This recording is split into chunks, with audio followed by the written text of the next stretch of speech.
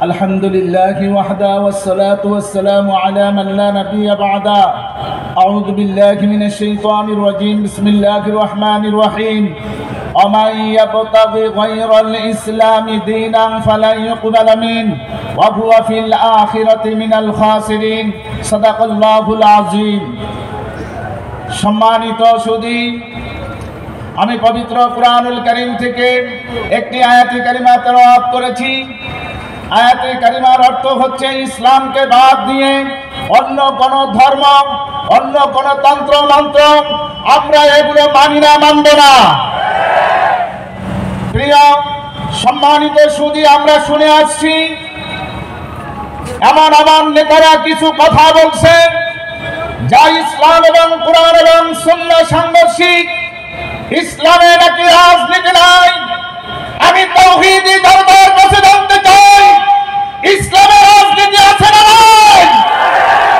যেই সমস্ত ধোঁকাবাজ, যেই সমস্ত প্রতারক আমাদেরকে ধোঁকা দিয়ে বিভ্রান্ত করতে চায়, ইসলাম থেকে সরিয়ে দিতে চায়, সেই সমস্ত ধোঁকাবাজকে আমরা বাংলার জমিন থেকে বিতাড়িত করতে চাই। এজন্য আল্লাহ তাআলা বলেন, আলাই ইয়াবতাগি গায়রাল ইসলামি দীনান ফালাই ইউকবাল মিন ওয়া হুয়া ফিল আখিরাতি মিনাল খাসিরিন। ইসলাম বাদ দিয়ে অন্য কোন তন্ত্রমন্ত্র কেউ যদি গ্রহণ করে, কিয়ামতের দিন তারা ক্ষতিগ্রস্ত হবে। শুধু তাই নয়, বাংলার জমিনেও তারা ক্ষতিগ্রস্ত হবে। আমরা কি ক্ষতিগ্রস্ত হতে চাই?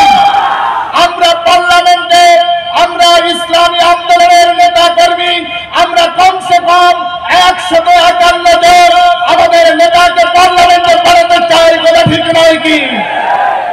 এই দেশ বাংলাদেশ স্বাধীনতার পর থেকে আমরা দেখে আসছি, যারা আমাদেরকে প্রতিশ্রুতি দিয়েছেন, কেউ আমাদের বাংলাদেশে ইসলামের পক্ষে, কেউ সংসদে গিয়ে কথা বলে না।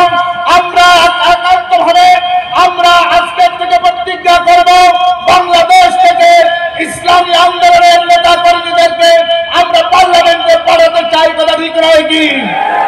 আমরা বাংলাদেশ কোরআন সুন্নাহর দেশ দেখতে চাই। আল্লাহ রাব্বুল আলামিন আমাদের সকলকে কবুল করুন, বলুন আমিন। ওয়া আখিরু দাওয়ানা আলহামদুলিল্লাহি রাব্বিল আলামিন।